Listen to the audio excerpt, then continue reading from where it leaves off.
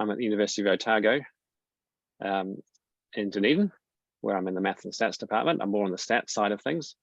And today we're going to be hearing from Jörg Hennig, who's on the math side of things at Otago as well, talking about general relativity. Jörg has been at the department the same length of time as me, since 2011. And so I'll be handing over to him shortly. Before we get underway, I just wanted to say welcome again, and especially to those joining us from the north of New Zealand. I hope you're safe and dry wherever you are. And I thought I'd start with a karakia just to start the day, which sort of seems, as you'll see from the words, I'll share it with you now, somewhat appropriate. So this is just a way to get us ready for the day ahead of us. So kia ora, te marano, kia whakapapa, ponamu, te moana, he hui orahi, ma tātou I tarangi nei, arawa atu, arawa mai, tātou ia tātou katoa, hui e, tai kie. So obviously it's wishing that the sea will be like greenstone. Hopefully the cyclone will be past us soon, and then we'll return to some tranquility, but hopefully we'll have tranquility today as we go through it. So I'll stop my sharing now and hand over to Jörg. Oh, just about around questions, if you're just joining us now, Jörg is happy for you to interject with questions as you go through. We'll have a break just before 10, and then we'll continue after 10, then to 11. If you don't want to interject, I understand you might not want to, please, you can message me, or you can just put it into the chat and I'll bring it to Jörg's attention. Okay, with that, I'll hand over to you, Jörg. Thanks so much. Okay, thank you very much. Let me first start to share my screen to see if that is working. Can everyone see my screen? Yep. Yes. Okay, that's good. So first of all, many thanks to the organizers for keeping the event up and running even under these circumstances. And thanks for inviting me to tell everyone a little bit about an introduction to general relativity. In all the other presentations, you will already have applied general relativity. You have heard about Einstein's equations, their linearization. You have solved them numerically. You have done tensor calculations. You have computed covariant derivatives and so on. So I will now try to introduce all of these concepts a little bit more carefully for those who are not yet so familiar with foundations of general relativity. Now, this will happen in a series of 4 lectures, and because I intend to cover a lot of material, I thought it's useful if you actually have the important equations, derivations, and results available as well. And for that purpose, I have prepared 2 handouts. I have even printed these for everyone and wanted to bring them to Auckland. And now it seems there's just a lot of waste for the recycling bin. But at the very least, what I can do is I will give you, if I can just find this, where's my Zoom? Here. What do I maximize in this? Oh, how can I see my Zoom window? Somehow the window here. So I can try, how can I open? Sorry, let me just quickly stop this sharing. And I put a link in the chat, which you now should probably all see. And that's a link to the PDF version, so you can see it online or download the PDF. And in this way, hopefully see everything that I'm going to do. The first handout is for the first 2 lectures today, and tomorrow I've got another one for the other 2 lectures. Okay, can you again see my screen? Not yet. Oh, sorry, somehow the Zoom on this computer is not very nice. Yeah, that's good. Oh. Okay, so let's start with an introduction to general relativity. Here's the plan for the 4 lectures. The first one now, I will give you some idea about the mathematics needed for general relativity. So I will tell you about tensors, how to do calculations with tensors, compute derivatives, partial and covariant ones of tensors, look at the trajectories of particles and light given by geodesics, the generalization of straight lines to curved spacetimes. We will introduce the Riemann tensor, the metric that we already heard about, the Richter tensor, the Ricci scalar, and finally, at the end of the first lecture, the Einstein tensor, which is important because it appears in Einstein's field equations. With these preparations, in our second lecture today, we will have a look at those field equations, and I will give some motivation why the field equations look like as they do. And for that purpose, look at the motion of nearby test particles in Newtonian physics. and compare this to the motion of test particles in curved space-time. And we will then introduce the Einstein vacuum equations and afterwards generalize this to the equations that also involve matter fields in form of the energy momentum tensor. Tomorrow in the first lecture, then we want to finally solve Einstein's field equations, and I will show you how to obtain two different simple exact solutions in the Schwarzschild solution in simple cosmological models. So we want to see in detail how we obtain the Schwarzschild solution, formulate Birkhoff's theorem, look at geodesics, and because the Schwarzschild solution does describe something like the exterior field of a non-rotating star, we can also study the motion of planets and obtain effects like the perihelion shift, or look at the motion of light and obtain the effect of light deflection. And afterwards, as I said, we will also look at simple cosmological models, in particular a simple model that is quite simple mathematically, but also relevant for our real universe, because it does already tell us that the universe originates from a Big Bang, and that nowadays we should observe a phase of accelerated expansion. And finally, in the second lecture, tomorrow, the fourth lecture, we will look at black holes, start from a different interpretation of the Schwarzschild solution as in the Schwarzschild black hole, formulating this in different coordinates, also have a quick look at white holes in the gravitational collapse, and then rotating black holes as described by the Kerr solution. And we will describe this in Kerr-Schild coordinates in order to understand the structure of the singularity. And I will quickly mention a few more general black hole solutions. So that's the rough plan for the 4 lectures. And of course, if you want to read any more about details regarding general relativity, there are plenty of books, and here are just a few recommendations of books where I think they are quite good. So if you want to read something about relativity, you may want to have a look at some of these books as well. And you can find all this information on the handout where I put the link in the chat. Okay, let's start with a quick introduction and a quick progression from Newtonian mechanics to general relativity. In 1687, Isaac Newton formulated the basic laws for Newtonian mechanics, which was a long time ago, but even nowadays, just because we now have general relativity does not mean that Newtonian mechanics is any bad science. It's still an excellent theory if just the circumstances are right, namely whenever we are interested in physical problems where we just have small speeds and small masses meaning probably small densities, not too much mass concentrated in a small volume, and small speed means small compared to the speed of light.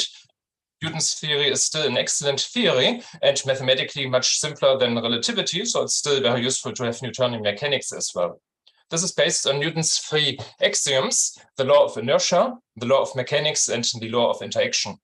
And in particular, Newton's postulates that there should exist something like an absolute space and an absolute time, meaning space and time are just given. It's something like a given background, and everything that happens somehow on the stage provided by space and time, but whatever happens does not influence space and time, so that's just a fixed background. Quite a bit later, in 1905, the still young Albert Einstein, as shown in this picture here, formulated his theory of special relativity, which is more general than Newtonian mechanics because this is now valid for arbitrary speeds, but we still have the restriction to small masses or small densities. Gravitation is not yet appropriately described by this theory. In order to obtain this theory, one has to base this on some plausible assumptions or something which is verified by experiments. One thing is the principle of relativity, according to which the laws of physics are the same for all inertial systems. So you're free to choose whatever coordinate system you want to in order to describe physics, and you will always obtain the same laws provided you choose an inertial system. So somehow this implicitly implies that there's at least one inertial system where everything is valid as given by special relativity, and then every other system which is moving at a relative constant velocity compared to this first inertial system turns out to be an inertial system as well. So automatically we get an infinite family of inertial systems, and all are equally justified, and special relativity looks the same in any of these inertial systems. And the other important ingredient is the principle of the constancy of the speed of light. That's an experimental observation. So the speed of light does not depend on the motion of the source or observer. So one should construct a theory where this is automatically the case. And for a suitable mathematical description of special relativity, Hermann Minkowski has introduced the idea to combine 3-dimensional space and 1-dimensional time into a 4-dimensional entity, namely the 4-dimensional spacetime. 10 years later, the slightly older Einstein, shown in the second picture, formulated his general theory of relativity, which now really properly describes gravitation as a geometric effect. Now we don't have a gravitational force anymore, but gravitation is related to the curvature of space and time. So this theory is now valid for arbitrary speeds and arbitrary masses. This is again based on the principle of relativity on a more general form. Now, this is saying the laws of physics are the same for all frames of reference. So now we don't have a restriction to inertial frames, but we can just choose whatever coordinate system we like. And if we just choose the appropriate mathematical formulation of the laws of physics, namely in terms of tensors, then these equations are valid in any coordinate systems. And secondly, we have the equivalence principle saying the outcome of any local experiment in a freely falling laboratory is independent of the velocity and location of the laboratory. So somehow you can locally transform gravitation away. If you would sit in an elevator that is freely falling in a gravitational field, you could not distinguish this from being an elevator somewhere in outer space where there's no gravitational field around. So locally, you can transform gravitation away if you're just freely falling. In order to formulate this appropriately in mathematical terms, we now have to introduce the concept of tensors. Now we can define tensors in an arbitrary number of dimensions. So here we can just say we have something n-dimensional. If we particularly want to apply this to general relativity, then usually the number of dimensions n is equal to 4. We have 3 space and 1 time dimension. Now, tensors can be introduced very geometrically. If you first start from topological spaces, then introduce manifolds, define tangent spaces and cotangent spaces in which we have vectors and covectors, and then you can define a tensor to be a multilinear map which takes a certain number of vectors and covectors and maps this to a real number. But because we don't have that much time, I will give a more pragmatic approach, the so-called index approach, where we simply characterize tensors in terms of their components, which are given by various index positions. And then in particular, we have to study how these objects change if we transform from one coordinate system to another. Because in general relativity, according to the principle of relativity, we can use arbitrary coordinates. We also have to study what happens if we do such a coordinate transformation. For that purpose, let's assume we have introduced some coordinates in order to describe positions in space and time in our space-time. So let's say we have coordinates x1, x2 up to xn, or for short xa. So this upper Latin index a takes on values between 1 and n. That's referring to the n coordinates. If you just had a 3-dimensional space, you could of course call the coordinates x, y, z as well. Another question is, what happens if you replace these coordinates xa by another set of coordinates, say x prime a, which are some functions of the old coordinates? How do geometric objects change if you describe them in terms of these different coordinates? Firstly, we can introduce what is called a contravariant tensor of rank 1. This is a set of numbers. We could call this t, and this has one upper index, say a. So it's a tensor of rank 1 because it has one index. It's a contravariant tensor because that's an upper index. Later, we will also consider objects with lower indices, but for the contravariant tensor, it's an upper index. We define this tensor at some point p in our manifold, and this needs to transform according to this formula if we change our coordinates from xa to x prime a. So in other words, the new components t prime a relatively to the new coordinates are obtained from the old ones if we multiply by the derivative of the new coordinates with respect to the old ones. And as you already encountered in some of the other lectures, if this index b here is repeated, we automatically use Einstein's summation convention, and it's understood for a repeated index for a pair of an upper and a lower index, we automatically plug in all possible values. In our case, the numbers between 1 and n. So we have summation from 1 to n here over b. So here the b is an upper index. Here this b looks a little bit like an upper index as well for the x, but because we divide by this, this qualifies as a lower index, and then automatically over the lower b and the upper b, we have summation.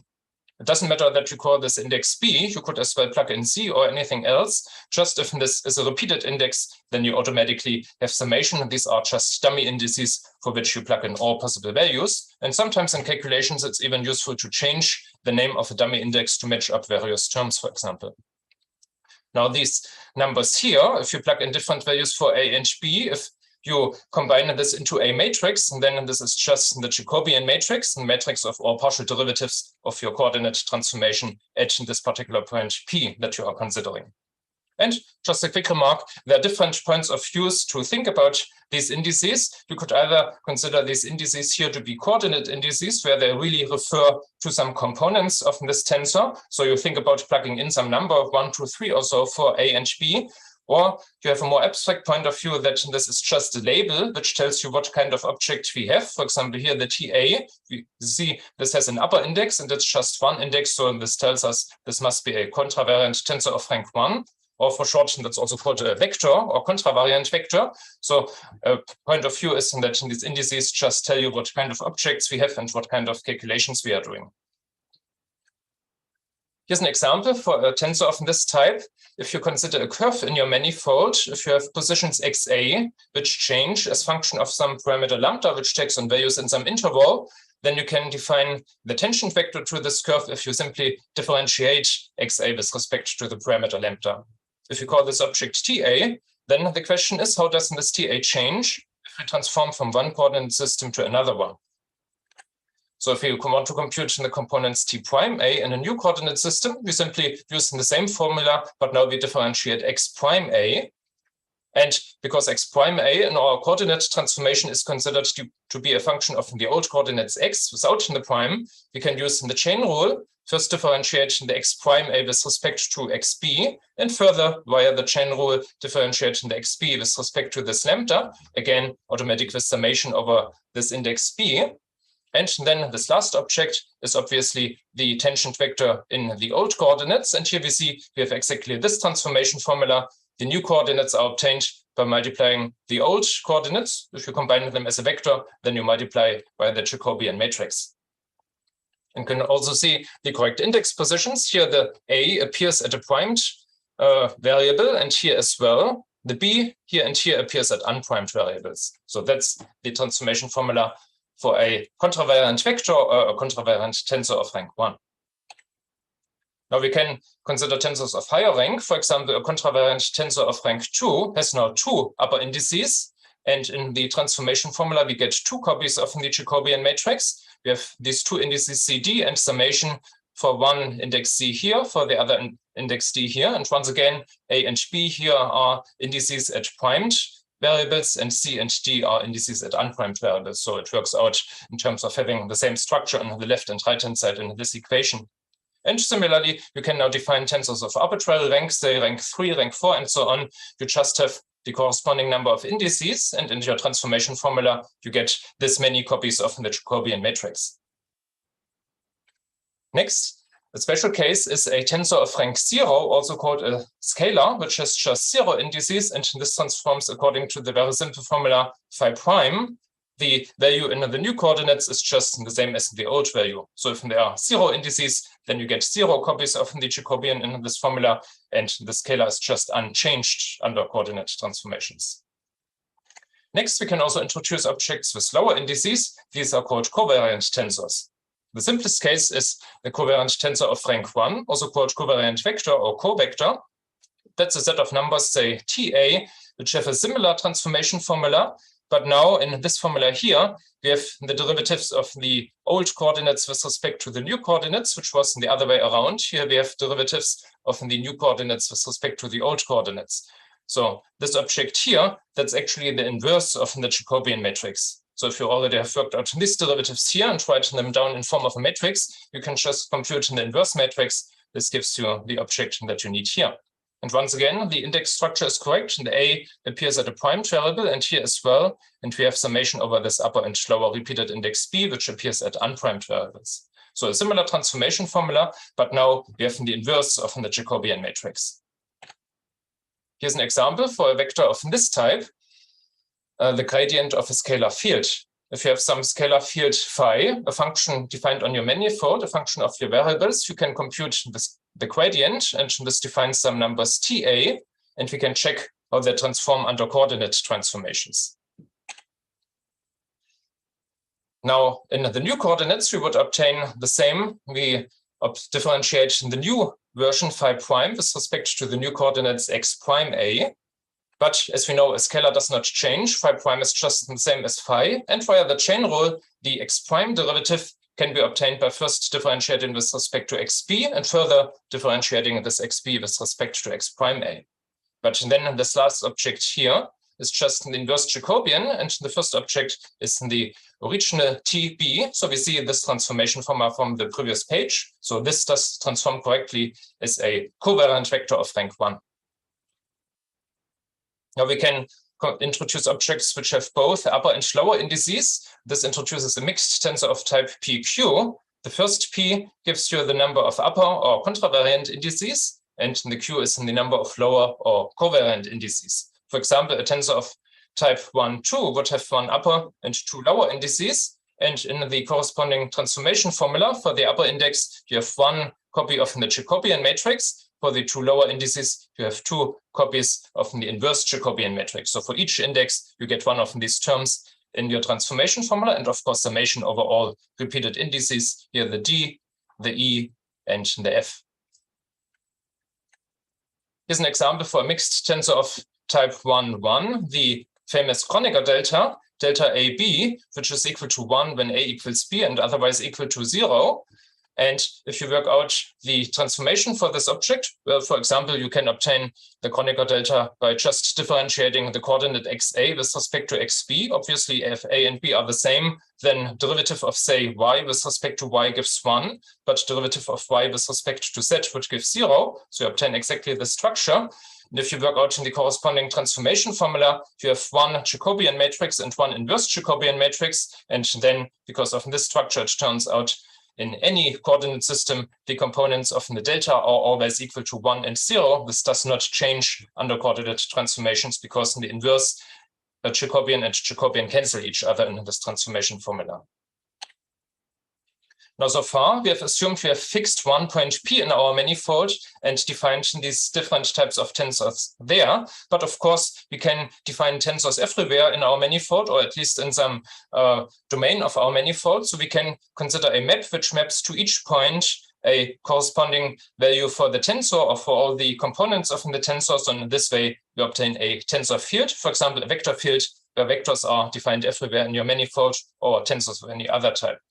And usually we assume that this association, these functions, the components of the tensors are smooth functions of the coordinates. Okay, now we have defined tensors. Next, we can do some calculations with tensors. Let's start with a little bit of tensor algebra. And the easiest bit is we can add or equivalently subtract tensors of the same type. So say if you have 2 tensors, y and z, with 1 upper and 2 lower indices, you can add them or subtract them, and this defines another tensor of the same type.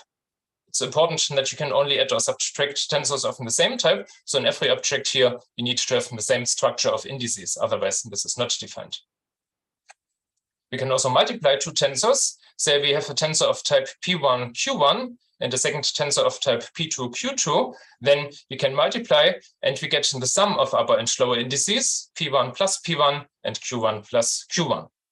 For example, if we have a tensor with 1 upper index and a tensor with 2 lower indices, the product simply defines a tensor which has all of these indices, the upper index and also the 2 lower indices.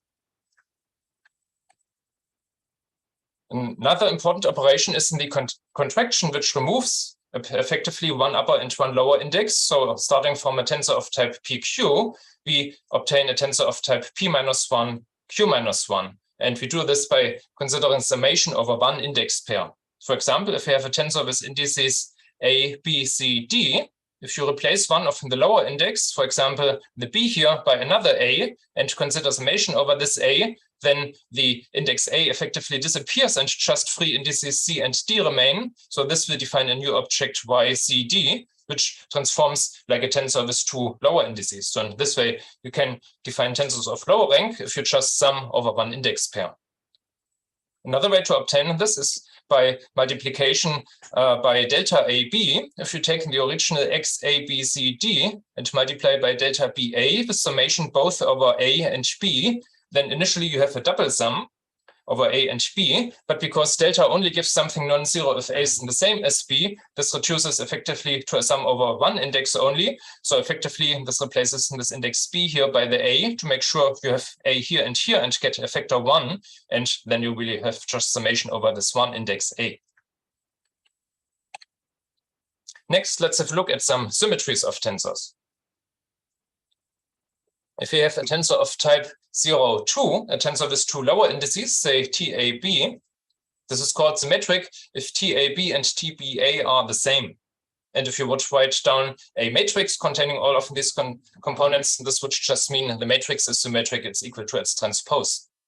We can count the number of independent components of a symmetric tensor. We can just think about, we can choose everything on the diagonal of the matrix that we like and above the diagonal, but then everything below the diagonal is fixed. So if we have two indices which can take n values each, we have n squared components in total. If we subtract the number of elements on the diagonal, we have n squared minus n.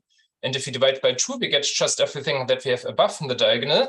And afterwards, we add the diagonal entries again, these n ones. So altogether, we can choose these numbers of elements on the diagonal and above the diagonal, and everything below is then automatically fixed. And in particular, if n is equal to 4 in general relativity, this would give 10 free components. That's particularly relevant because when we later introduce the metric, which is a tensor of this type, this will therefore have 10 independent components. So in general, if we solve Einstein's equations, we want to find 10 unknown functions, the 10 components of a metric tensor. Or a tensor is antisymmetric if TAB is negative TBA.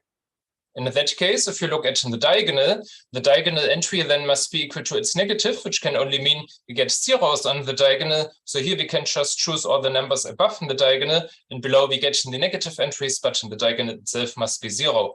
So if we again remove the diagonal entries and divide by 2, that's already the number of free indices. We cannot choose the diagonal entries as before. So we get this number of independent components if a tensor of this type is antisymmetric. In 4 dimensions, this gives 6 independent components. If we have a general 0-2 tensor, which is not necessarily symmetric or antisymmetric, we can still always decompose it and write an arbitrary tensor of this type as a sum of something that is symmetric plus something that is antisymmetric. The symmetric part is obtained if you just add TAB and TBA and compute the average, so divide by 2. You can see that's automatically symmetric if you swap A and B in this object. Just these two terms change their positions, and this gives the same. And the antisymmetric part is obtained with the same formula, but with a minus sign here. If you now swap A and B here, these two terms change positions, and then you get a minus sign. And you can easily see if you add these two expressions, the second terms cancel, and the first terms together with the factor 1/2 give just the original tensor. So in this way, you can define the symmetric and antisymmetric part of a tensor. You can calculate the symmetrization or antisymmetrization also for larger number of indices, and then just write down all possible permutations of the indices and divide here by k factorial if you have k indices by the number of terms that you have. And here the same with additional plus or minus signs, depending on whether the permutations are even or odd. Okay, next, since we actually consider tensor fields, tensors where the components change from point to point in our manifold, we may want to measure how quickly these components change. So we are interested in differentiating tensor fields. The first idea that we could have, well, because these tensor components are functions of our coordinates, we could just compute the partial derivatives of this. So for example, if we have a vector TA, we could differentiate with respect to the coordinate xb, and in this way obtain an object which has two indices a and b. For example, we could denote this by UAB. Unfortunately, it turns out this object UAB does not transform like a tensor. So this partial derivative of a vector does not define another tensor.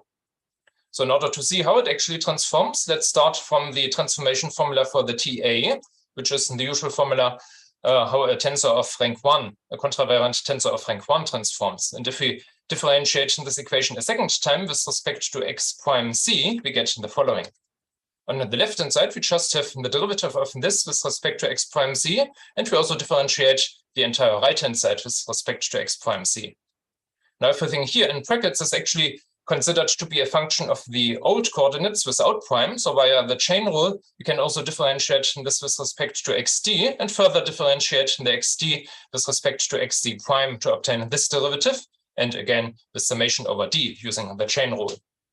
Now we have to differentiate these two factors. So using the product rule, on the one hand, we differentiate the tb, giving this first term, but we also have to differentiate this Jacobian matrix giving this second order derivative expression here.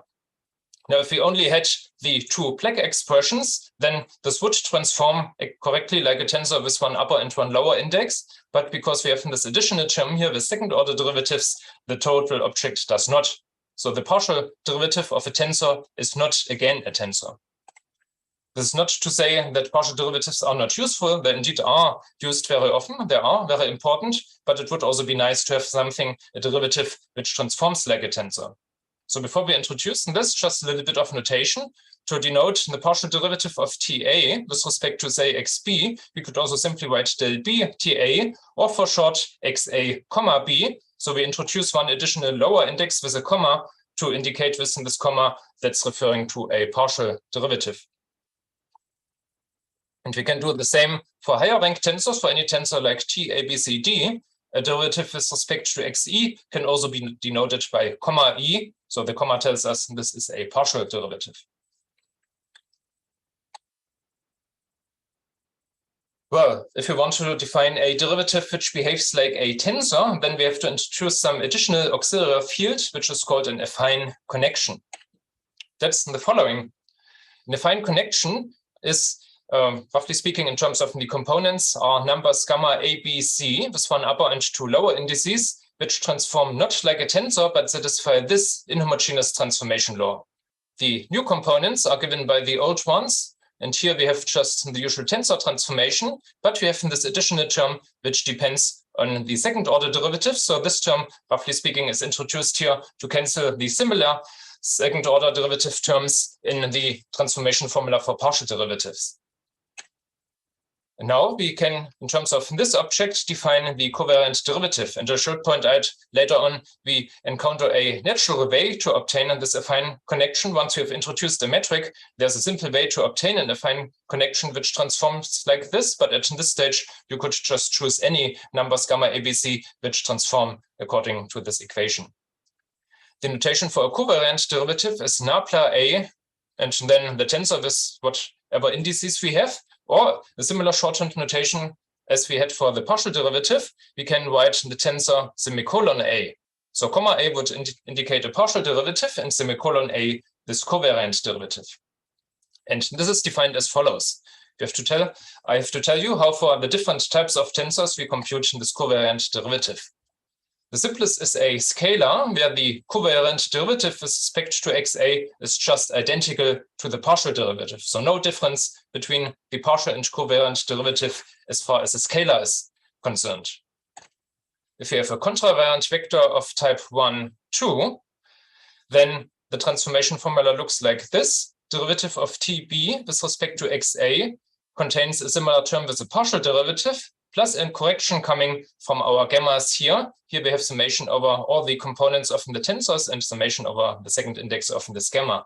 And this additional term here is exactly the one which ensures, if you now work out how this object transforms from one coordinate system to another, then the annoying terms from the partial derivatives are compensated from these terms in the transformation of the gammas. So this object now really behaves like a tensor under coordinate transformations.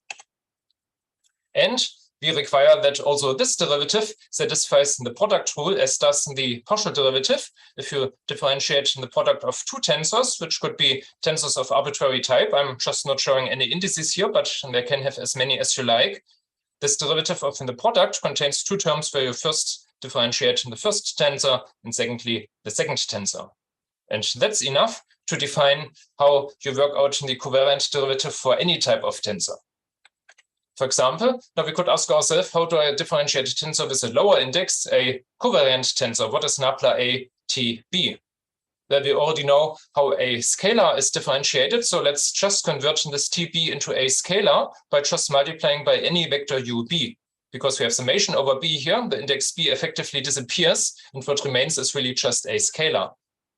So the covariant derivative of the scalar will just be identical to the partial derivative.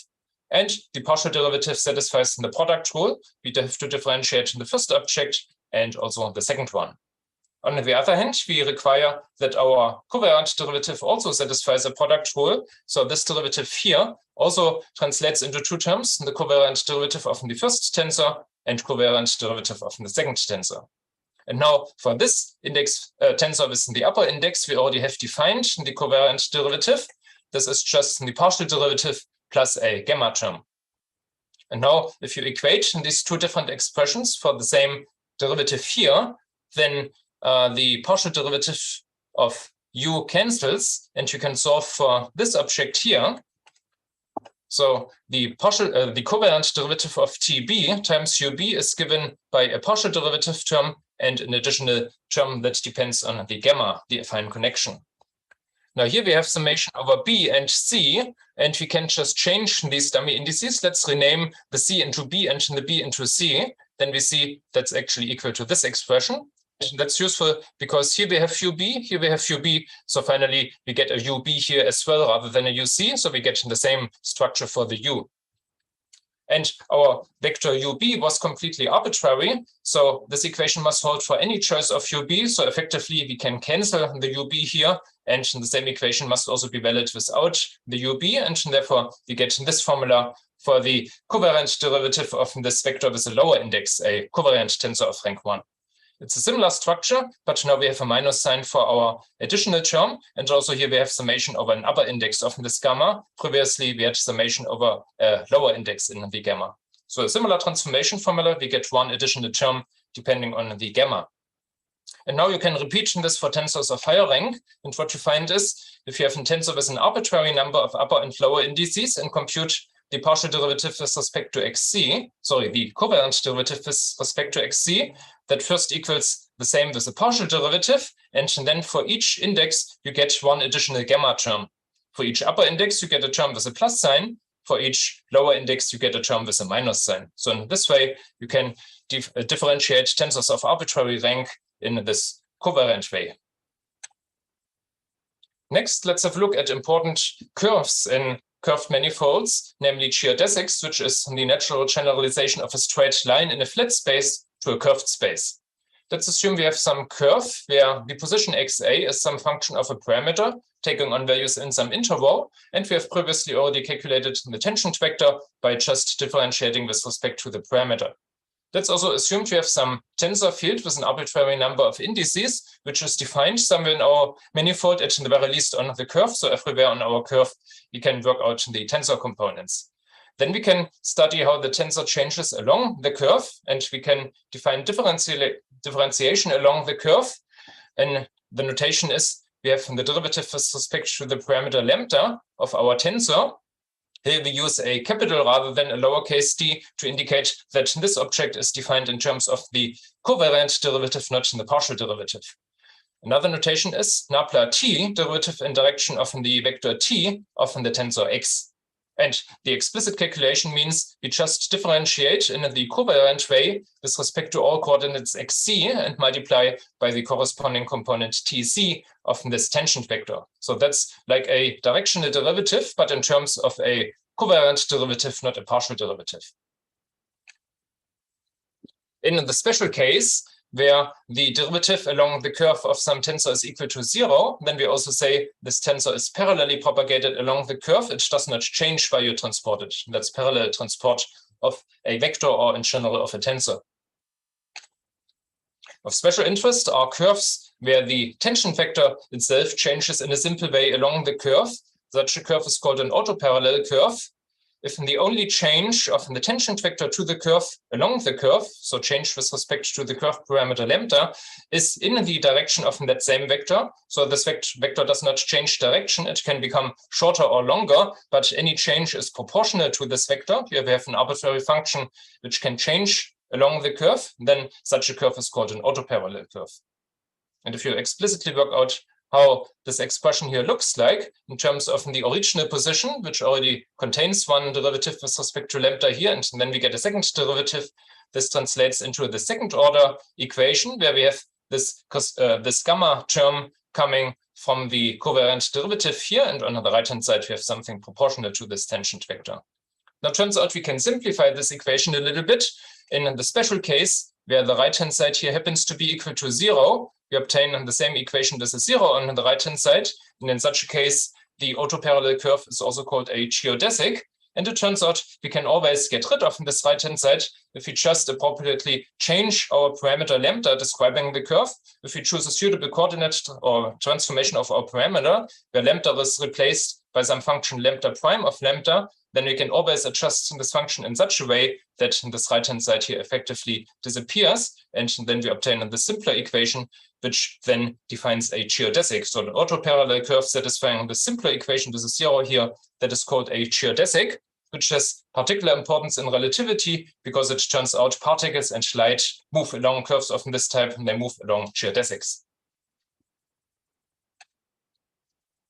Okay, next we want to introduce the Riemann tensor. Recall that if you compute second-order partial derivatives, then you can do this in any order. So these two derivative operators commute, and the difference between the derivatives in the different orders applied, say, to a vector TA is just equal to 0. If you do the same thing with a covariant derivative, then these operators do not compute anymore, and you get something non-zero if you compute na plus c, na plus d minus na plus d, na plus c applied to the same object TA.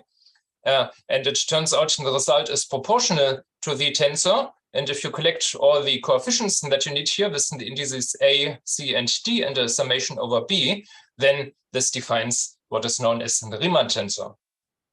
And because we have defined how the covariant derivative is computed in terms of these gammas, and you now apply this twice, so you get derivatives of the transformation formula with the gammas, you can explicitly work out the Riemann tensor looks like this in terms of these gammas, which define your affine connection.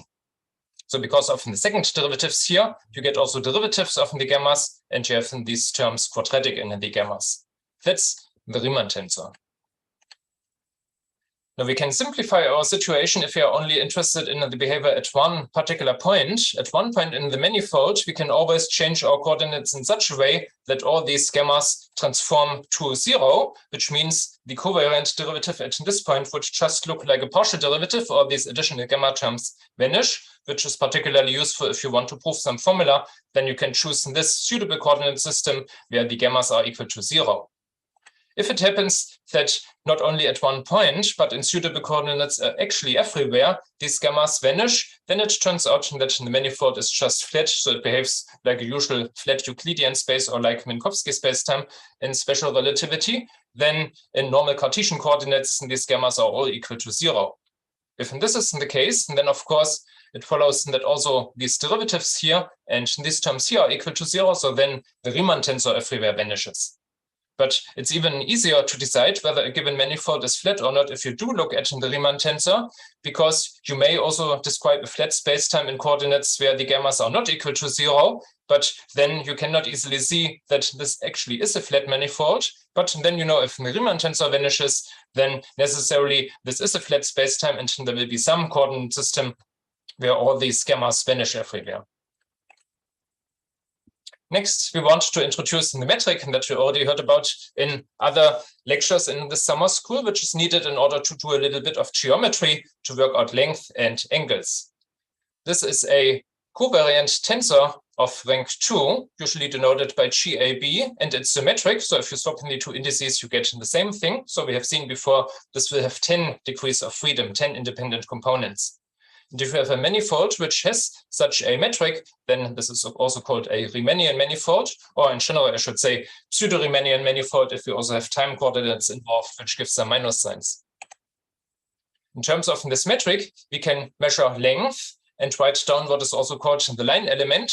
If you have two nearby points, say xa and xa plus a small correction dxa, then the distance from the first point to the second is just given via this formula. So you have all these quadratic expressions in the coordinate differentials, and the coefficients are exactly given by the metric. For example, you have seen a two-dimensional Euclidean space in Cartesian coordinates has a very simple metric. ds squared is simply dx squared plus dy squared, which is just Pythagoras applied to a triangle with the sides dx, dy, and the third side, the hypotenuse, is then given by the length ds. But if you describe in the same space in polar coordinates, the metric already looks a little bit different. Now you have a dr and d phi term in terms of your polar coordinates r and phi. So how the metric looks like, of course, very much depends on your choice of coordinates. Or in special relativity, we have the four-dimensional space-time called Minkowski space-time. And here one also has a term referring to the time coordinate, minus dt squared, and then dx squared, dy squared, dz squared. And you have seen before, different people prefer different conventions. We can either have a minus sign here and plus signs here, or the other way around, whatever you prefer. That's just a mathematical convention. In terms of this metric, we can now also measure the length or norm of a vector. That's not a norm in the usual mathematical sense, because normally a norm is supposed to be something positive definite. This type of norm, because of some minus signs in the metric, can also produce negative results, or it can produce a value of 0 for non-trivial vectors, but it's still often called a norm or the length of a vector. So for some vector xa, the length squared is defined by just applying the metric to the vector and the vector again. And the explicit formula is this. We have just summation over a and b here. So we have quadratic terms in the vector components, and the coefficients are given by the metric. And because this object can be either positive, 0, or negative, one has these different terms for vectors with positive, 0, or negative norm. In my convention, if the norm is negative, then the vector is called time-like. So because in my convention, there's a minus sign for the time coordinate in the metric, this roughly speaking means that the tensor components are pointing a little bit more in time direction than in spatial direction. So the negative sign, if you compute in the norm, has the larger weight, and therefore the norm of the vector is negative. The other way around, you can have a space-like vector where this norm is positive. So this points a little bit more in direction of the spatial axis than in direction of the time axis. And right in between these two cases, we have the situation where the norm squared is equal to 0. That's called a light-like or a null vector. And light-like vector because light turns out to propagate in such directions, because in units where the speed of light is equal to 1, roughly speaking, light propagates as much in time direction as it does in space. And therefore, the positive and negative terms, if you compute this norm squared, compensate each other.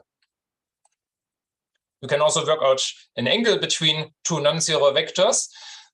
If you have vectors x and y, you just compute the scalar product within the metric like this, and divide by the norm of x and the norm of y, and then define your angle. Next, it's important to also introduce the so-called inverse metric. If you have your metric GAB within the lower indices and write down a matrix representing this, then you can compute the inverse of this matrix, and this defines the component of the inverse metric, which has upper indices. So this is really the inverse matrix defined via the requirement that the matrix product of the metric and the inverse metric gives just the identity, which has components is given by this Kronecker delta. And now, as you already have seen in other lectures, we can actually change between upper and lower indices. We can raise and lower indices within the metric. For example, if we have a vector with an upper index b, and now we transvect within the metric with summation over b here, what remains is something with one lower index, and we can give it the same name as before. We can also call it t, but now with a lower index. So somehow it's a different version of this tensor here with an upper index.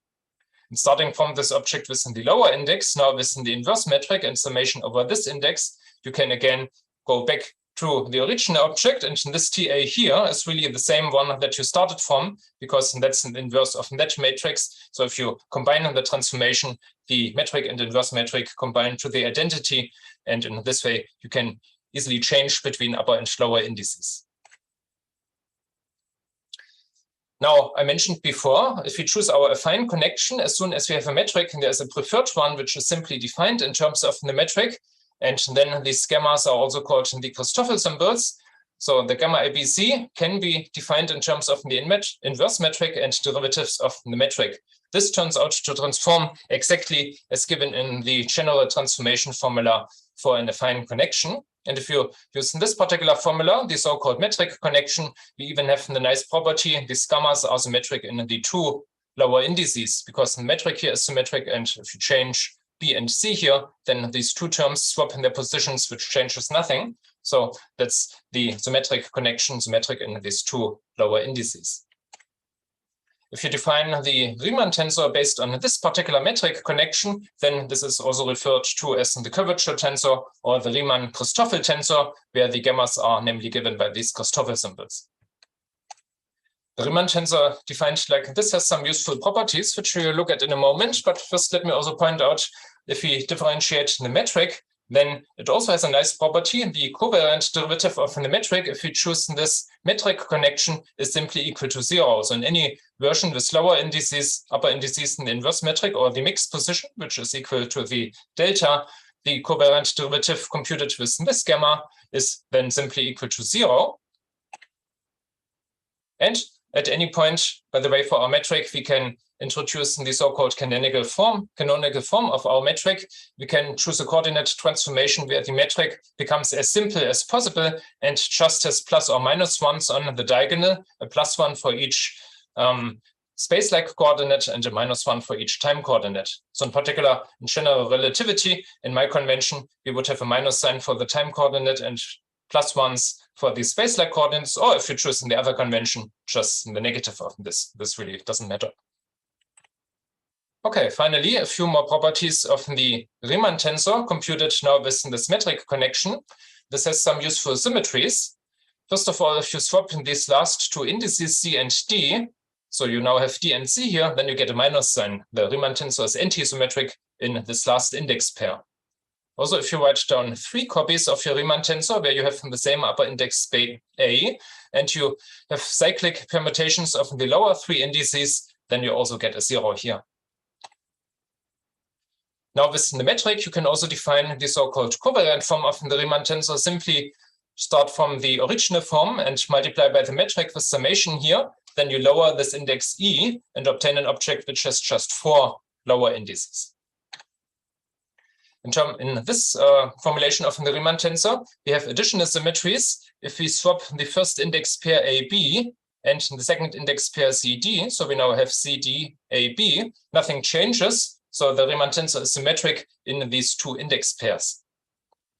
And secondly, if we swap in the first 2 indices, the A and B, we also get a minus sign, very similar to the antisymmetry in the second index pair.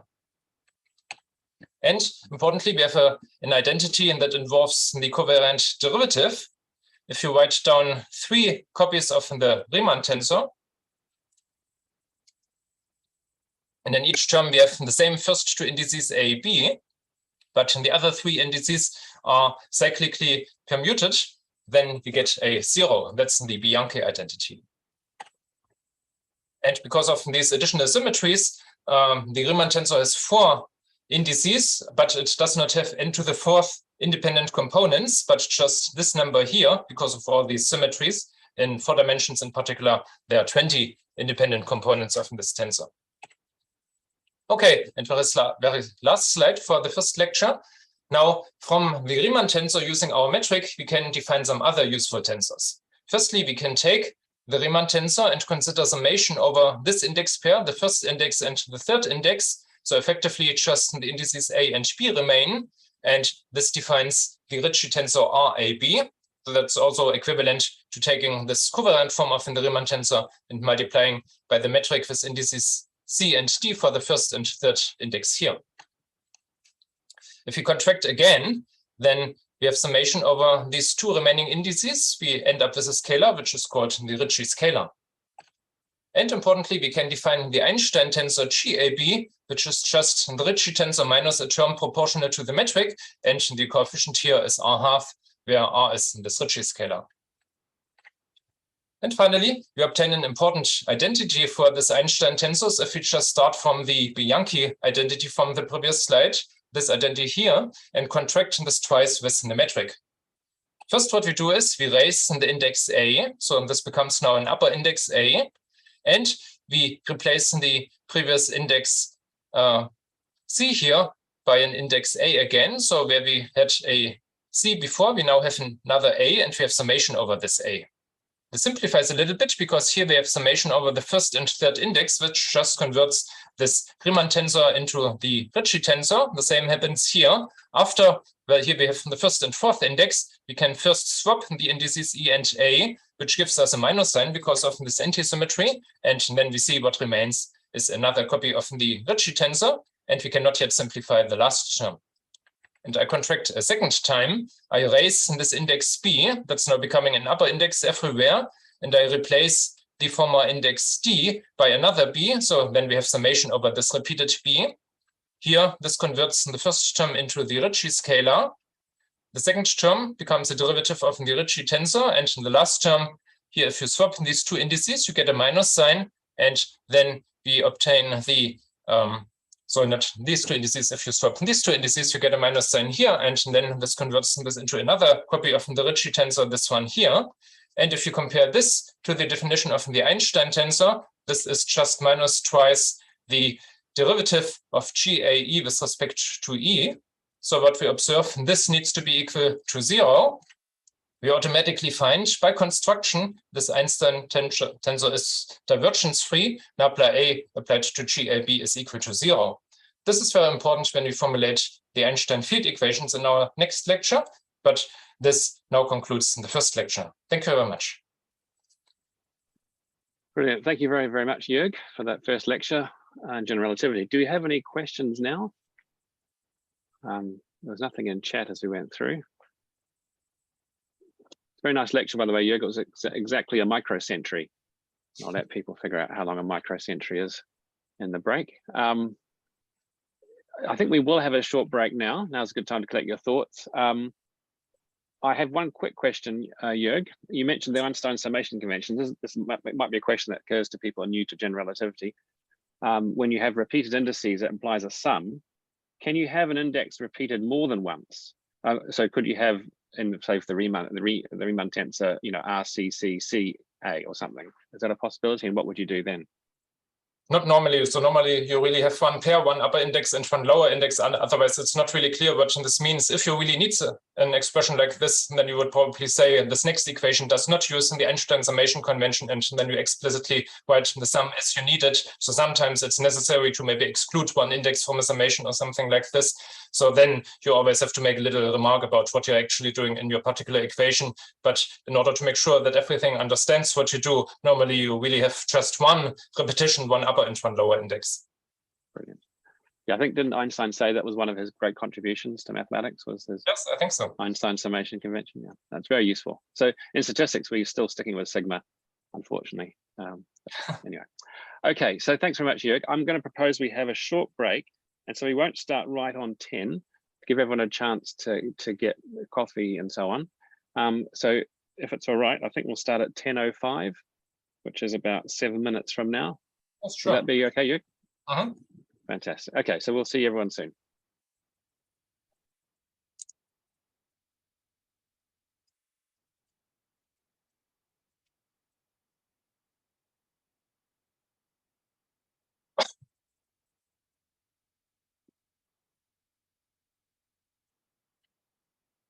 The link is again copied into the chat, so then you can get all the text from this slide as well if you just have a look at the link. Okay, now let's look at the second part of the crash course on general relativity. I want to give a motivation for why Einstein's field equations look like as they do. It's not quite correct to say that we can derive Einstein's field equation in any form, because we cannot say start from Newtonian physics and derive a more general theory. Otherwise, relativity would just be a part of Newtonian physics. You can at best give some plausible ideas, some underlying principles, and then formulate an equation describing all of these ideas. So that's what I want to do. And for that purpose, based on the principle of relativity and the equivalence principle that I mentioned before, we want to formulate general relativity as a theory with the following properties. First of all, already from special relativity, we got the idea it's useful to combine space and time into something four-dimensional, a four-dimensional manifold. So for general relativity, we are looking for a D-manifold that carries what is called a Lorentz metric. That's a 0,2 tensor field with the special signature that I mentioned before, a certain sign for the time coordinate and the opposite sign for the space-like coordinates. For example, this choice or the opposite convention, whatever you prefer. Secondly, because the equations are supposed to look the same in all coordinate systems, we have the principle of relativity. We should formulate the equations in terms of tensors, which we know exactly how they transform from one coordinate system to another one. And we have the expectation, because from physics we already know a lot of field equations, and they are usually expected to be partial differential equations of at most second order. So that's the expectation that we would have. Next, gravitation is supposed to be a geometric effect, so bodies do not move in a gravitational field in a particular way because of a gravitational force. There's no gravitational force anymore. We just have curvature of space and time. So instead, bodies move on the straightest lines that we have, namely these geodesics, these special autoparallel curves with a zero on the right-hand side that we looked at in the last lecture. And finally, if we consider the situation where the velocities are small and the masses are low, then the appropriate Newtonian limit of the theory should give Newtonian theory as we know it.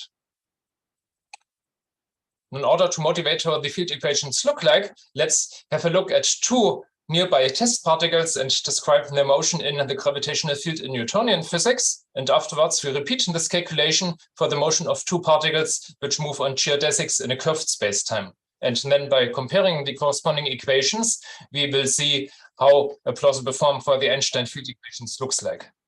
So let's assume in a three-dimensional, say, x, y, z diagram, we have two particles. One is moving along the curve C1, the other one along the curve C2. And we can consider particles which are as close as we like to each other. So it's really two nearby test particles. So we can later consider some expansions of the corresponding equations in a small distance parameter.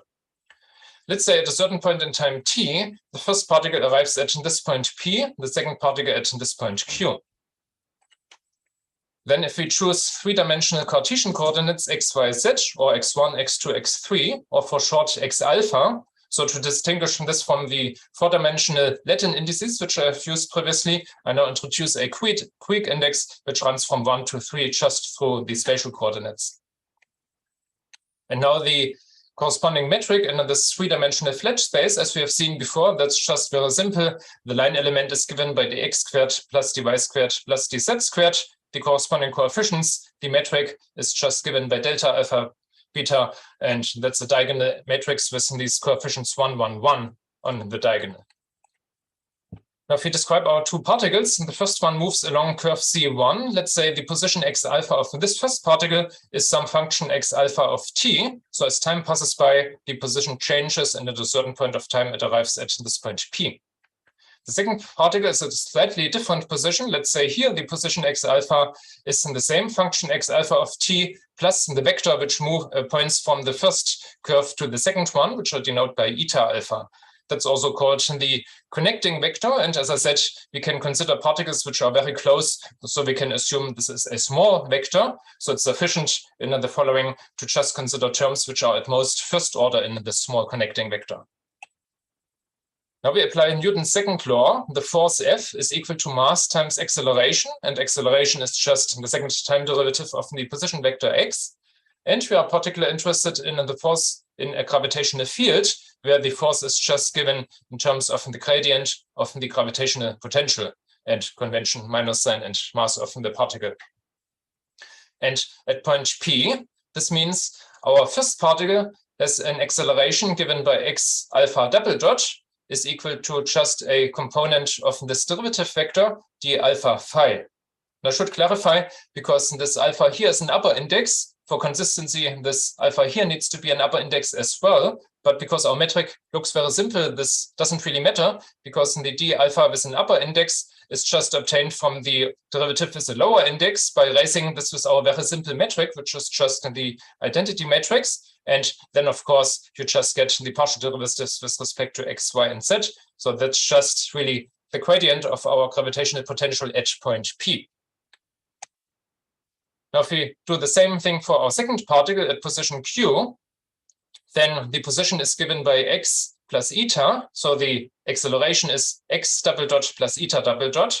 And once again, this needs to equal the gradient of the gravitational potential, but importantly, this time at our second point Q, not at the first point P. But this object at Q can simply be obtained from quantities at P using a Taylor expansion. So this object at Q is just the same thing at P minus the derivative with respect to, say, x beta of the same object, multiplied by the difference in position between P and Q, which is just our connecting vector eta, and that's again taken at P. I could include more terms in the Taylor expansion, but then I would get something which is of higher order in eta, and I only want to consider everything up to first order. So we stop at this point of the linear expansion. Now, if you take these two equations and subtract them, the x double dot cancels, and also the gradient cancels. And what remains is, if you denote this second order derivative of phi, the d alpha d beta phi, by some tensor k alpha beta, then we get this equation, which is also called the Newtonian equation of deviation. For the deviation vector eta, we have the second derivative plus this matrix times eta itself is equal to 0. So if we initially know what the distance from the first particle to the second particle is, if we initially know this vector eta and also the initial velocity in the change of this vector, the eta dot term, then we can solve the second order equation and find this eta at all times along the curve. Now we want to relate this equation, and in particular this matrix K, to the Newtonian field equation. We know that in empty space, so we assume we are somewhere outside the source of the gravitational field where there's no matter, we just have vacuum, then the empty gravitational field equation in Newtonian physics is simply that the Laplace operator applied to phi is equal to 0. Laplace operator is the sum of second order partial derivatives, which we can obtain from this mixed derivative term if we just consider beta to be the same as alpha and have summation over this repeated alpha. So in other words, k alpha alpha is equal to 0 gives Laplacian of phi is equal to 0, or Newtonian field equation. And if you consider this k to be a matrix, if you have alpha and beta the same and summation over this repeated index, you just have the sum of diagonal elements, which is also called the trace of the matrix. So in other words, from this equation here, by reading off these coefficients in front of the eta term, the field equation is just given from the requirement that this matrix is trace-free. So that's how we can think about the Newtonian field equations. And this follows from the equation of deviation from the requirement this matrix is trace-free. And now we want to obtain a similar equation in curved spacetimes. Let's look at exactly the same physical problem. We have two particles that move on nearby trajectories, but now in relativity, there's no gravitational force anymore. Instead, our spacetime is curved as a consequence of gravitation, and particles then geometrically move along these special curves, geodesics, and in particular along time-like geodesics, which I mentioned are these vectors, or the tangent vector to these curves would have a negative norm in my convention, because particles have to move a little bit more in time direction and then in space direction, because they propagate at less and then at the speed of light automatically. So here the picture is similar to the Newtonian picture, just I now draw a space-time diagram. I have coordinates, spatial coordinates x and y, but also a time coordinate t. In the ideal case, it would be nice to draw the four-dimensional picture with coordinates x, y, z, and t, but just to imagine things, it's easier to suppress one spatial dimension. So let's say we just have x and y, and also time t. So along these curves in the upward direction, automatically time is passing by. And I consider here a whole family of these curves. So let's say we introduce a parameter nu, which takes on different values for different particles on different curves. So here, for example, it's equal to some value nu. Here it's equal to nu plus a small correction d nu. So we can now describe the position of a particle moving along one of these curves as a function xa of tau, which is the proper time, the time that someone moving along this curve would actually measure on their clock. So that's called the proper time. So along each of these curves, the parameter tau would increase. And we have this label nu, which labels the different curves. So if you keep tau fixed and change nu, then you go from one curve to the next one. Now we have seen we can define a tangent vector to such a curve if we simply differentiate with respect to the parameter which changes along the curve, which here is in the tau. So if we differentiate xa with respect to tau, then you get the tangent vector to this curve. And because here we differentiate the position with respect to time, that's something like a velocity. So this vector ua here, which is now a four-dimensional vector, is also called the four velocity. Our tangent vector to the curve is the four velocity. We can also differentiate the xa with respect to this other parameter nu, which changes from curve to curve. Then we get this connecting vector, which points from one curve to the next one. And I call this xia. Now, in order to work out an equation which describes how this vector xi changes. We have seen in the Newtonian case, and this involves second-order derivatives of this connecting vector. We have to look at some derivatives, and let's start with first-order derivatives. We've got these two vectors u and xi. So let's look at both directional derivatives of xi in direction of u, or the other way around, of u in direction of xi. And let's see what the relation between the two first-order derivatives is. Afterwards, we can also look at second-order derivatives. Now, if we subtract these two derivatives of xi in direction u and u in direction xi, we get the following.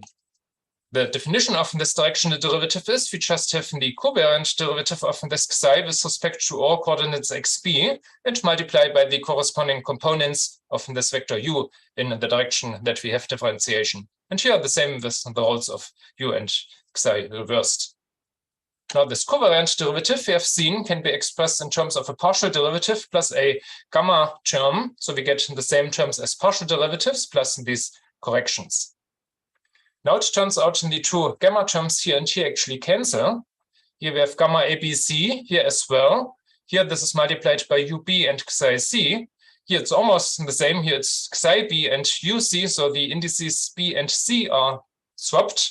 But in the second term, because we anyway have summation over B and C, we can relabel our indices. I told you that's often useful in practical calculations. So let's say we call the B now C and the C B. Then we get exactly the first term here if we use that our gamma obtained from the metric, the Christoffel symbols are symmetric in the two lower indices. And then it doesn't matter in which order you have in the B and C here. So the two gamma terms cancel and just the partial derivative terms remain. And this partial derivative, now if you plug in the different definitions of these vectors u and xi as given here, the xi is derivative of x with respect to nu, and the u is derivative of x with respect to tau, and here the other way around. And then if we work out these derivatives, differentiating this object with respect to xp and further differentiating the xp with respect to tau according to the chain rule just tells us this gives a tau derivative. So we get the tau derivative of this new derivative, and here the other way around. Here we first have the tau derivative, and afterwards via the chain rule, this translates into a new derivative. And then, of course, we assume always that we have sufficiently nice functions where the order of partial derivatives can be swapped. This difference simply gives 0. So that's the first useful relation to start from. If you swap the vectors xi and u here, nothing changes. The u derivative of xi and the xi derivative of u for these special vectors are just the same. So starting from this relation, now we want to say something about second order derivatives. Let's take this equation and differentiate both sides in direction of u. So we apply a nabla u to both sides of this equation, then we get the second order identity. Also, we assume that our particles are moving along geodesics, so the tangent vector necessarily needs to satisfy the geodesic equation that we looked at. The derivative of u in direction of the derivative of u, which is the tangent vector to our curve, must be equal to 0. So we obtain the following. We start here from this expression, which equals the next term that we have here. And now this derivative in direction of xi is just the partial derivative, and we multiply by the component xi c. And the same for u, that's just so not a partial, a covariant derivative here as well, and we multiply by a component of the vector u. Now we differentiate with this nabla b these two terms here. So via the product rule, we have to differentiate the xi, and we get a second term where we differentiate this term here. So here we have a second derivative term. Next, in our first term here, the nabla b ub again translates into a u derivative. So that's just a more compact notation of the same thing here. In the second term, it's convenient to swap the order of derivatives, but we have seen covariant derivatives do not commute. If we change the order of derivatives here, we have to compensate with a term that depends on the Riemann tensor. This was indeed in the definition of the Riemann tensor in the previous lecture. It's proportional to the commutator of two covariant derivatives. Now I further change in this expression. Nothing happens to the first term. But in the second term, if you multiply out here, I want to move this UB under the derivative Laplace. So the UB now appears under the derivative, and now via the product rule, if you differentiate, you get one term where this Laplace is applied to this term here, which reproduces what we had before. But you also get an additional term where the Laplace is applied to the UB, and we didn't have this before, so we have to subtract this term where Laplace is applied to UB. And finally, this times the Riemann tensor term gives this last term. Now, this formulation was useful because now this is just the geodesic equation, derivative of u in direction of u, which is equal to 0. So this term disappears. And this term here, Laplace times psi c, is just the derivative in direction of psi, which we have seen previously is the same if you swap this psi and the u. You can also write Nabla u of psi. But with this change, you see this term here, apart from the minus sign, is the same as in this first term here. So these two terms actually cancel. So the only term that remains is the very last term. And just to have somewhat nicer indices rather than A, D, B, C, I rename these indices to get in the order A, B, C, D, and accordingly change these indices here as well. So that's just a relabeling of dummy indices. So what we obtain is in the equation of geodesic deviation. Our connecting vector psi satisfies in this equation the second order derivative in direction of u, and another notation is just the second derivative with respect to our curve parameter tau. The proper time is equal to this term, which depends on the Riemann tensor. Now, this is somewhat similar to the Newtonian equation of deviation, but there are also still some important differences, so we cannot directly compare this equation to the Newtonian equation. This psi here is a four-dimensional vector, so the A takes on values, say, 0, 1, 2, 3, maybe 0 for the time coordinate, 1, 2, 3 for the spatial coordinate, and the other indices as well. And also the psi is a vector in a four-dimensional manifold. In our Newtonian equation, we just set three-dimensional vectors. So somehow we need to modify this equation in order to compare it to the Newtonian case. And the first step is to project our vector psi in spatial direction, just read off in the spatial parts of this vector. So for that purpose, we can define the spatial part, let me call this eta A, by taking our four-dimensional vector psi and multiplying by a projection operator, which is defined like this. The first term is just a Kronecker delta, and then we have a term which depends on the tangent vector UA, or the four velocity of our geodesic. Now I claim this projection operator multiplying by this projection operator projects any tensors in the three space which is orthogonal to our time-like direction, our four velocity UA. Now, why is this the case? If this was true, then if we would project the four velocity itself, which has no components orthogonal to it, we should simply get 0. Let's verify this isn't the case. If we project UA, we expect to get 0.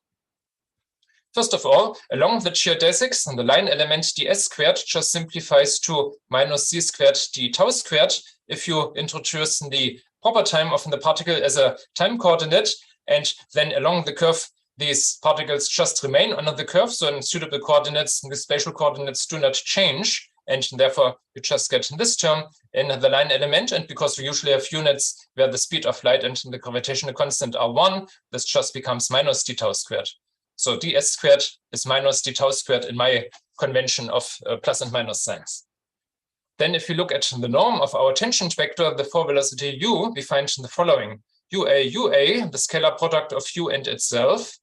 And if you plug in the definition, UA is just the tangent vector, the derivative of XA. Then the GAB, dXA, dXB is just the ds squared. And we divide by d tau squared, but we have seen d tau squared and ds squared just change or are different by a minus sign. This ratio gives -1. So automatically, because we use tau, the proper time, as our parameter to describe our curves, the four velocity is automatically normalized and has a norm of -1. Now we can check if we take our projection tensor and multiply by the four velocity itself. We plug in the two terms, the delta term and the UA-UB term. Then delta AB-UB just picks out the index B being equal to A. Otherwise, we get zeros here, so that equals UA. And UB, as we just have seen, is the norm which is equal to -1. So here we get UA minus UA. This is equal to 0. So as expected, if you project the 4 velocity, you get 0. This has no spatial components.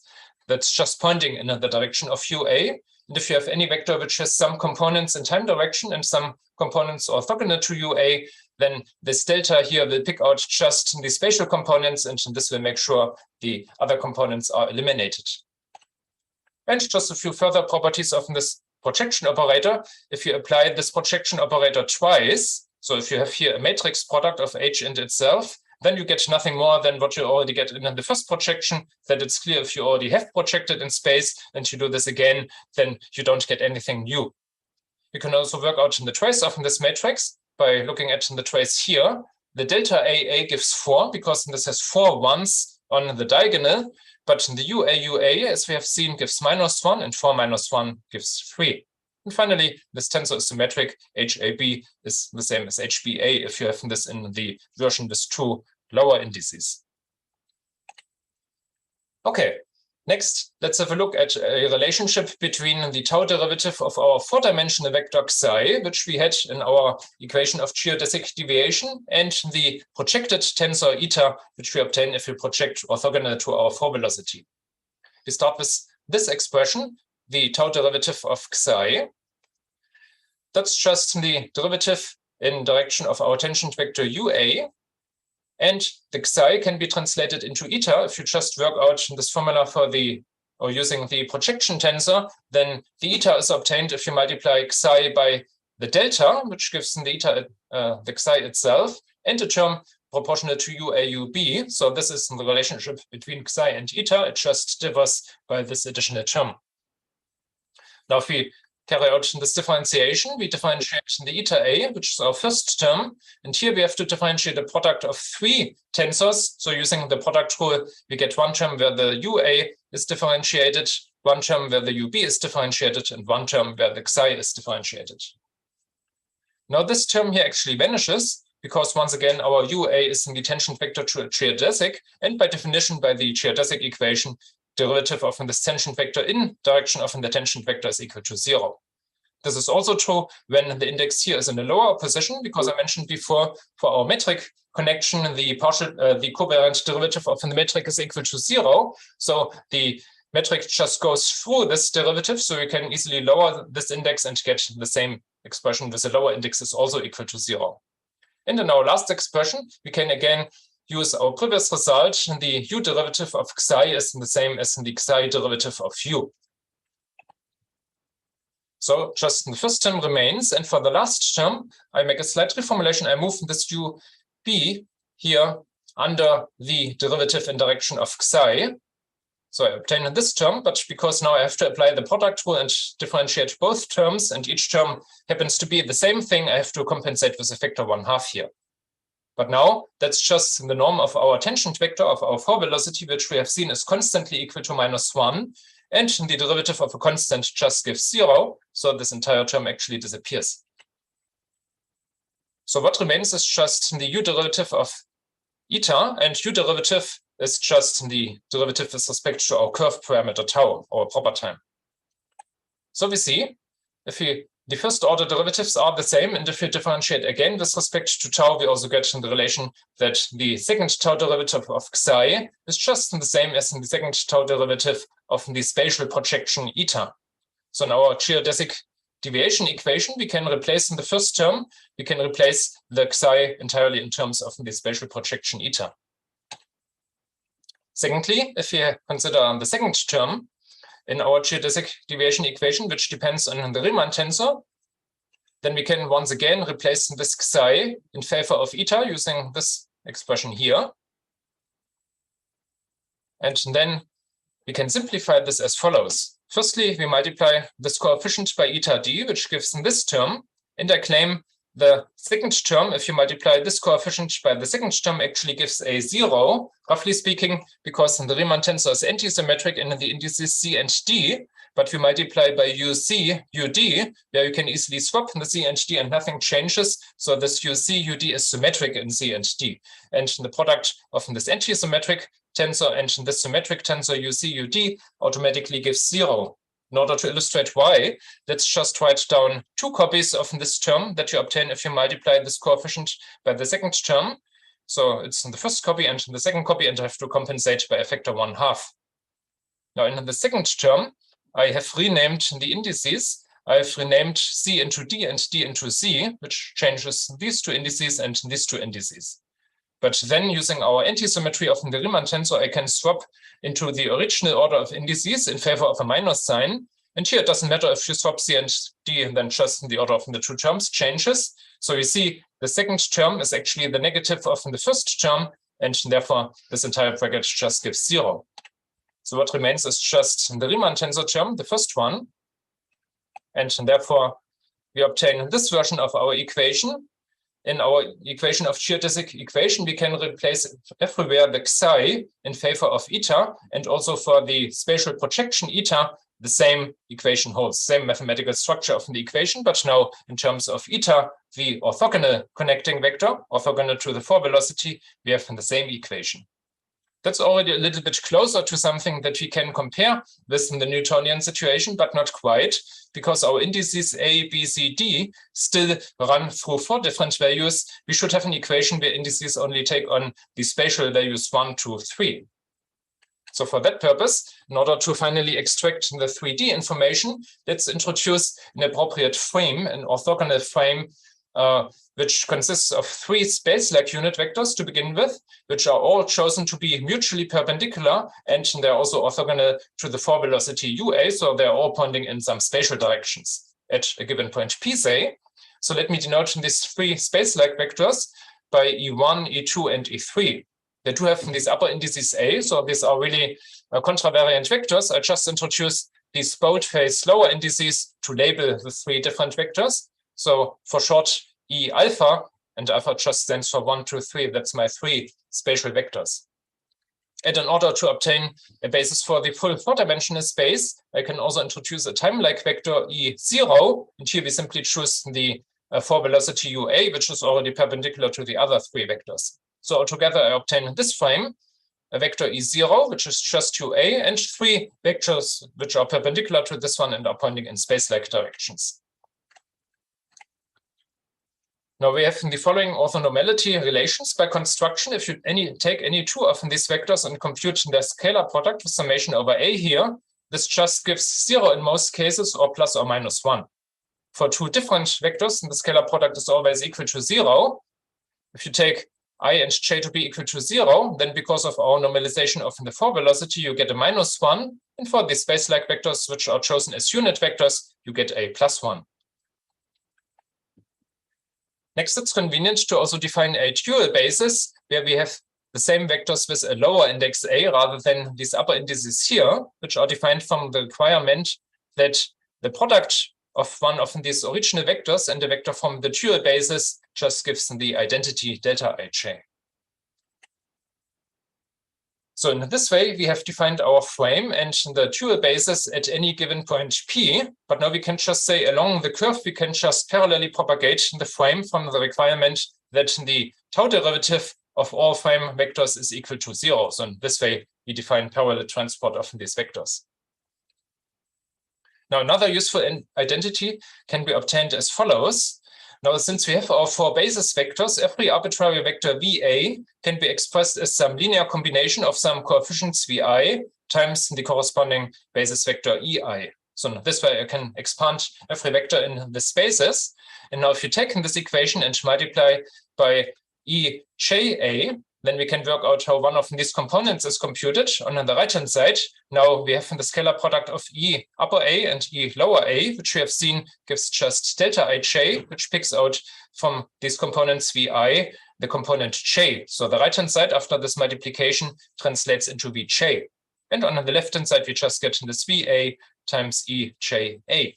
And if you plug this back into this formula, then we see the Va can be obtained from the corresponding component, which is obtained via this relation, times the basis vectors EAI. But now the left and right-hand sides here can only be equal if somehow this object here picks out the right component VA among all these components VB. So this requires that this here is actually equal to delta AB. So that's another useful relation not only if we have summation over the index A here, but also if we have summation over I, we get a Kronecker delta. Now using this, we can extract the spatial information from our equation of geodesic deviation. We can define the so-called spatial frame components relatively to these basis vectors. We start from our 4-dimensional vector. So this is already projected in space, but still it's a 4-dimensional vector because the index A takes on 4 different values. We can define an eta alpha, where the index only takes on the values 1, 2, 3, if we simply project this in direction of one of our spatial coordinate basis vectors E alpha. And similarly, we could define a time component eta 0 if we project in direction of our time-like basis vector, which is equal to the 4 velocity, and the eta itself was a projection of the xi obtained with this projection operator. But we also have seen the combination of h, our projection operator, and u gives just 0. So this entire term disappears, and therefore the time component of this eta is just equal to 0. Now we start from our equation for geodesic deviation for the orthogonal connecting vector eta and contract this one of our basis vectors eta E alpha A. So it's actually one of the trial vectors. This vector goes through the derivative here because we have propagated this vector from the requirement that the tau derivative of this is actually equal to 0. So we may as well write this under the derivative, and then the combination of this E and the eta gives the eta alpha with the quick index. So effectively by this multiplication, we replace this 4-dimensional index by a 3-dimensional index. And we do the same with the second term. So we also multiply by E alpha A. Now we replace this eta d here as follows. Eta d can also be written as delta dc times eta c, because this delta just picks out the correct component d. But the delta can be written as this product of 2 of our basis vectors, as we have seen. And now this index I here takes on the time value 0 and the spatial indices 1, 2, 3. If we start with the term where I is equal to 0, we get this contribution. And then we have the 3 space-like terms where I say replacing the I by beta, taking on still the values 1, 2, 3. Now we've seen this here, the projection of eta in direction of our basis vector E0 gives 0. This was in the equation here. So the first term disappears. And projection in direction of eta b gives just the component eta b according to this definition here.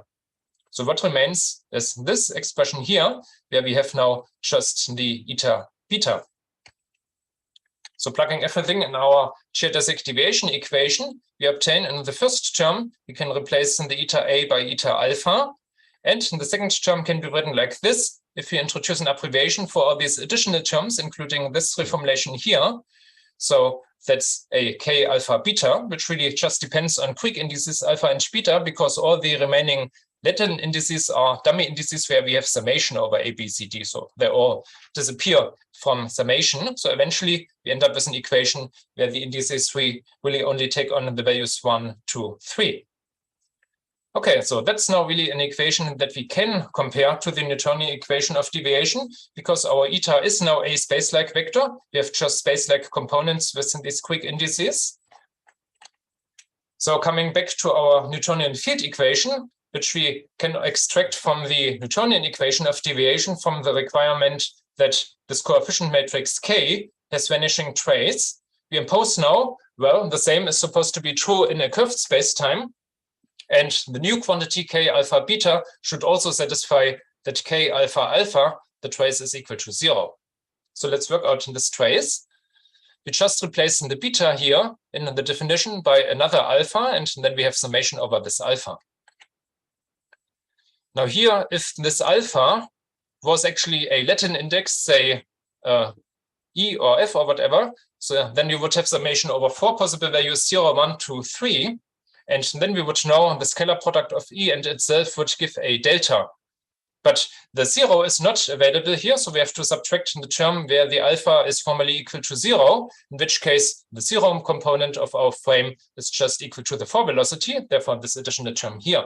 But this anyway disappears, because once again, here we have the combination of something that is antisymmetric in D and C, and something, namely the UC, UD, which is symmetric in C and D, and as previously seen, this combination vanishes.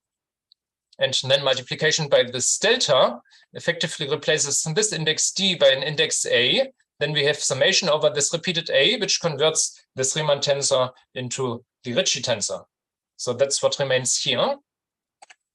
And this must be valid for any particles moving along any curve, so for any vectors UB and UC, and this can only be 0 in all these situations if actually these coefficients vanish. So we get that RAB must be equal to 0. So similarly to extracting the Newtonian Laplace equation from the Newtonian equation of deviation, doing the same procedure for the geodesic equation of deviation, we get that in vacuum we should have these Einstein vacuum equations. The Ricci tensor vanishes. Now let's reformulate this in terms of the Einstein tensor. Recall the definition. The Einstein tensor was equal to the Ricci tensor minus a term depending on the Ricci scalar and the metric. Now if we take the trace of this equation, so say we raise the index A and replace B by A and then have summation over A. Let me denote by capital G the trace of the Einstein tensor. From the first term here, we just get the trace of the Ricci tensor, which is equal to the Ricci scalar.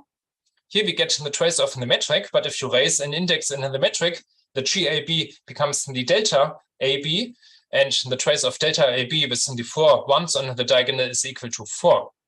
So effectively here we get R minus 2R, which is negative R. So the tensors G and R have almost the same trace, and they're just negatives of each other. So we can replace the minus R here by a plus G term. And if we move this to the other side, we obtain this equation here. So this equation defines the Einstein tensor exclusively in terms of the Ricci tensor and its trace. This equation here defines the other way around the Ricci tensor in terms of the Einstein tensor and its trace. Now we see if RAB is equal to 0, then this term vanishes and the trace as well. Then we find GAB is equal to 0. And the other way around, if GAB is equal to 0, then this term vanishes and the trace as well, then RAB is equal to 0. So we find RAB being equal to 0 is equivalent to vanishing of the Einstein tensor. So we may as well write the Einstein vacuum equations by saying the Einstein tensor GAB is equal to 0. So that's the equations that we should impose if we are in vacuum. We have assumed we are somewhere outside the source of the gravitational field where there is no matter and energy distribution. In order to consider the full field equations, we have to describe somehow our matter and energy distribution, which usually is done in terms of an energy momentum tensor TAB. This is already something that is used in special relativity. And just roughly speaking, the components of this tensor, which is a symmetric tensor, contain the energy density, the pressure, and the energy and momentum flux of our moving particles, for example. And automatically, that's a consequence of special relativity. This satisfies in special relativity equation that it is divergence-free. If you compute the partial derivative with respect to xb and have summation over this b, you automatically get a 0. Now we want to do something similar in general relativity. So here we say that we once again describe the energy and matter distribution in terms of an energy momentum tensor, which is supposed to satisfy the equivalent of this equation. But in general relativity, this needs to be a covariant derivative. Otherwise, this equation looks different in different frames of reference, which would violate the principle of relativity. So necessarily, we have to impose this condition. Our energy momentum tensor now should be divergence-free if the divergence is computed with the covariant derivative. Now also recall that we have previously shown automatically as a consequence of the Bianchi identities, the Einstein tensor satisfies a similar relation. Also this is divergence-free. And of course, there should be a close relationship between the distribution of energy and momentum and the curvature of the space-time as measured by this Einstein tensor. So one could get the idea, maybe these two objects should be proportional. This works out because they're both symmetric in the indices and they're both divergence-free. So maybe there's some constant kappa such that the Einstein tensor is kappa times the energy momentum tensor. This also makes sense because if there's no energy momentum around at all, then the right-hand side is 0 and we recover our Einstein vacuum equations and the Einstein tensor vanishes. And if there's matter, then this matter should determine the curvature of space and time, and the other way around, space and time should determine how the matter behaves. So it's plausible to introduce some proportionality between these two objects. If you take this seriously and now work out how these equations simplify in the case where we just have low velocities and low masses, if you consider the corresponding Newtonian limit of this equation, then it turns out by comparing to the Laplace equation or the Poisson equation for the gravitational potential, which has the gravitational constant g on the right-hand side, this kappa necessarily looks like this. It's h pi times the gravitational constant g divided by the fourth power of the speed of light, or very simply in our usual units where g and c are equal to 1, it's just equal to h pi. So that's a plausible assumption. Our field equation should look like this because of our way the Einstein vacuum equations look like and the similar properties of the objects g and t. So we obtain a motivation for Einstein's field equation in this usual form. Now we could say maybe there's an objection. We have compared the object GAB, the Einstein tensor, to the energy momentum tensor. Both are symmetric and divergence-free, but there's another object with this property. The metric tensor also is symmetric and has the property that this divergence is equal to 0 because any covariant derivative of the metric vanishes. So we could probably say maybe the TAB is not only proportional to GAB, but maybe we could also introduce a term proportional to the metric. So maybe we should modify the Einstein field equations to introduce another term where we have the metric. It's still true that all of these objects are symmetric in A and B, and all these objects are divergence-free, so it's still a reasonable equation. So maybe the equations should actually look like this. Now, Einstein has called this additional term here, or this coefficient lambda, the cosmological constant, and his motivation was that he was trying to obtain cosmological models from his field equations, but it turned out all the models that he obtains describe universes that either expand or shrink. But at this time, he very much believed our universe should be static. It should not change at all with time. So he assumed his field equations must be wrong. And he thought about introducing this additional term here, which indeed is perfectly valid just from the mathematical argumentation by comparing mathematical properties of this object. And then you can find cosmological models which are static.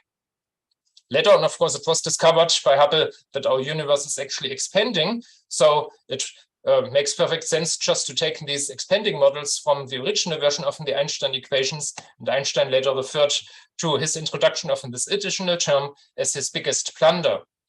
But mathematically, as I explained, it's still perfectly fine to introduce this additional term. And nowadays, it even seems we may need this additional term in order to explain the observation that our universe is not only expanding, but it's actually expanding at an accelerated rate, which automatically follows if you introduce a positive cosmological constant in the equations. So one possible explanation of the accelerated expansion of the universe is given by such an additional term proportional to the cosmological constant.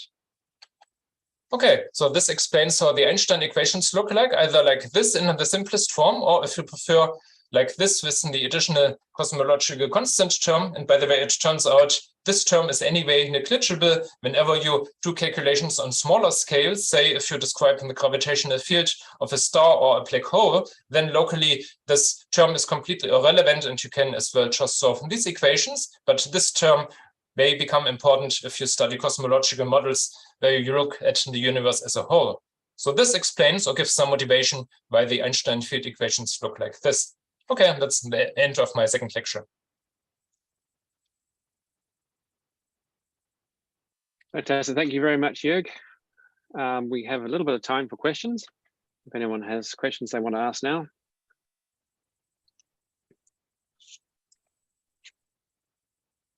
Again, feel free to put things in chat. Could I ask a question? Yeah, Yes. Go ahead, Chris. Thanks. I was interested, I wasn't that familiar with these non-metric affine connections you mentioned in your previous lecture. Yes. Are those just simply a different mathematical formulation, or do they have any different physical consequences?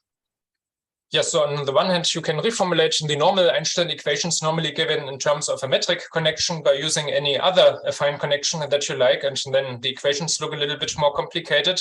And you can in particular introduce connections where these gammas are not symmetric in the two lower indices, and then you introduce what is called a torsion, and then you can indeed end up with something which is a little bit more general and has more general connections. So yes, this can be a reformulation, but even a generalization. Oh, I see. And are there any experimental bounds on that generalization?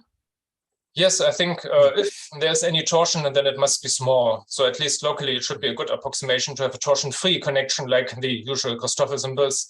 There may be so people try to probably explain some effects by considering this torsion, but if there's any torsion, then it must be small. Thanks.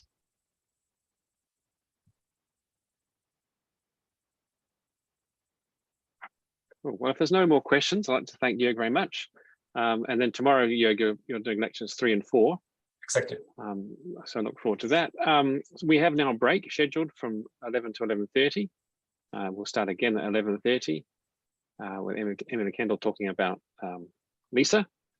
So we'll have a break now. Now's a good chance to stretch your legs, get another coffee, and we'll catch up with you soon. Thanks so much.